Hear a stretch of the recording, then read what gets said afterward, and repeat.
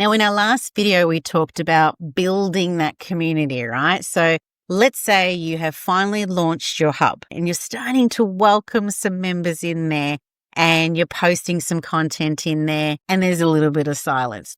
Don't stress. Don't feel disheartened. Like my previous video said, this is not necessarily a bad thing. It's usually something that we call like the silence phase. And it doesn't mean it's failure by any means. It's actually predictable behavior when it comes to starting a new community and people are starting to sort of slowly trickle in. And it's been backed by decades of research. It's common, very, very common. So once you understand it, you'll be able to stop chasing the validation and thinking what's wrong, and you can actually start leading this community with confidence.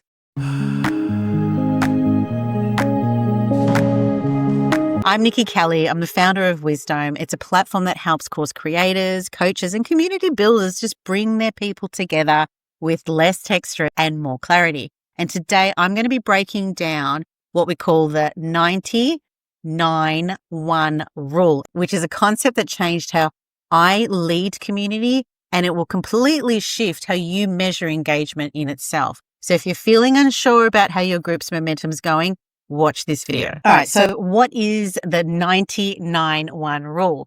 Well, this is based on Jacob Nielsen, the Nielsen-Norman group. And what it is, it's based on explaining how people behave in online communities, right? Now, what it is 90% of people tend to be lurkers. They will read, they will watch, and they'll absorb, but they never post. Very, very common. I'm sure you're aware of this, right? Then you got 9% of people who actually do engage with your community, your posts and things like that, but they'll only do that occasionally, right? They might like something, they might provide a small little comment in your post, they might even vote every now and then in a poll.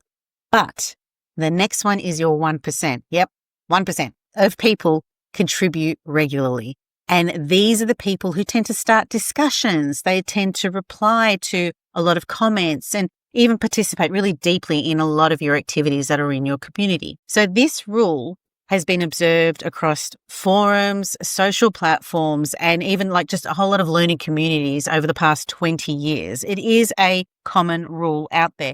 So if your community feels quiet, you're not doing something wrong. You're just seeing normal human behavior that happens online. Now, the reason I'm bringing this up is because, we want to get an understanding of, the numbers and why our community is a bit quiet at the start. And the reason I'm bringing it up is because all too often people give up too soon and they expect immediate feedback from everybody.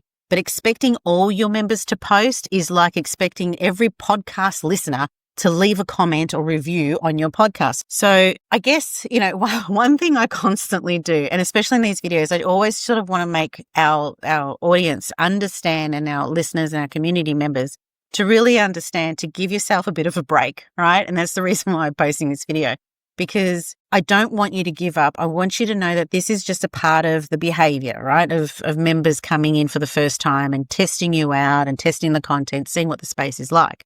But when you actually understand this, it really does help release that pressure to perform, because a lot of us tend to think, what am I missing? They're not engaging, they're not replying, they're not doing a whole lot of things, but that's not a problem. People are just warming up, they're getting used to it. And if they see you with this high pressure, it's going to scare them away. So it gives you a really realistic engagement goal, I guess, in a sense, by understanding that the silence phase is nothing to worry about. And even past that silence phase with that 90-9-1 rule, you can always understand that really only 1% of the people that are in your system will really and truly engage and get things flowing with you. So please don't put that pressure on yourself, right? Be realistic with respect to your engagement goals.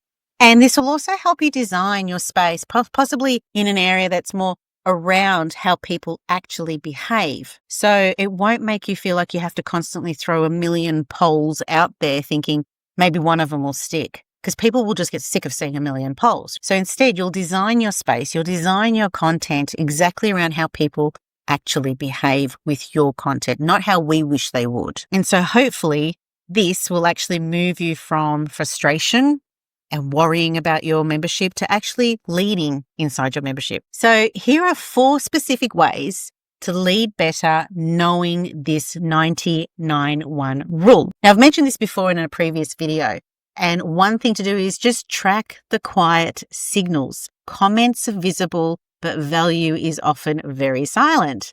So pay attention to things like email open rates, video views, how long people have been watching your videos for, click-throughs on links, even DMs that you might get weeks later that actually say, I've been loving your group quietly. These sort of things will happen. Trust me. I've had, some clients that come through and they run challenges. Let's say, for example, one particular client said it was dead quiet through a challenge, but a couple of weeks later, I got an email from someone who had registered for the challenge, but finally came to me and said, I actually enjoyed the challenge. I just didn't have enough time. Can we kindly get together and have a chat? Because I'd really want to learn more with you one-on-one. So you just don't know who is lurking around. So these quiet signals are basically showing you that there's real sign of people being engaged. They're just not making it public. So of course, the second step is really supporting that top 1%.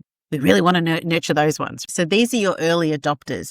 These are your community anchors, as I like to call it. So what to do here is acknowledge them, thank them in your group, and invite them to sort of co-create, conversations, threads in your socials, things like that, and feature their wins or contribution. And people see others engaging. What that actually means is it makes them more likely to join. This creates what Harvard calls a pro-social loop, right? People see others engaging, which makes them more likely to join in. It's almost like that herd thing, isn't it? It's like you see one person go through and it's like, oh, okay, they're going through. Yeah, let's all go through. It's sort of like that. But what it really does come down to is when you start seeing someone else engage, you see, oh, there's confidence there, there's trust there. Okay, it's that typical testimonial feedback kind of thing. That's what this is. It's a pro-social loop. It's basically getting people to start engaging. So when you really concentrate on that 1%, those people who really do engage in your content and do interact with you and others in your membership, nurture those people, get them involved. So I'm going to say this again, minimal engagement, make engagement effortless. How do we do that? Well, this is basically based on shifting someone from that 90% not engaging at all to at least that 9%. We need to reduce the effort and the pressure for them to actually engage. So try a couple of things, right? You could try, like I mentioned, the one tap poll. Click here if you think this is great. Yes, done. They're done. Or emoji check-ins. I've mentioned this a few times, and yes, it's true. It works. I'm sure you've come across posts where people say, throw in an emoji of how your week's been. Things like that, right? Other things you could do are like simple prompts, like, what is one word that describes your week that you've had? Something like that. Even filling the blanks. They're really fun things. Like right now I'm focusing on blah, blah, blah. People love that sort of stuff because it's just adding in a little bit of themselves in there, but not investing too much or giving away too much. And this echoes behavioral nudges, right? So there's a guy named BJ Foggs, and he works on a behavioral model like this, and it increases likelihood of action. So these little nudges that you're providing people really will get people into that, right. So the fourth one, and it's going to sound really weird, but normalizing that lurking behavior, right? Sometimes we just need to say it out aloud that it's okay to observe quietly. You belong here whether you post or not. So letting people know it's okay to turn up and not get too involved, right? So the reason why we want to sort of still, normalize the whole lurking side of things is because it creates that psychological safety. It just lets your members know that it's okay, right? And it reduces the fear of judgment, and it also reassures any new members who are still deciding if they want to open up as well, that they can just relax as well. They don't have to dive in straight away to be part of the community. They can just sit and watch for a little bit and just slowly warm up to it, right? But the main thing is that you're actually leading with empathy. And then by doing that, the trust will grow within your group, and so does your community.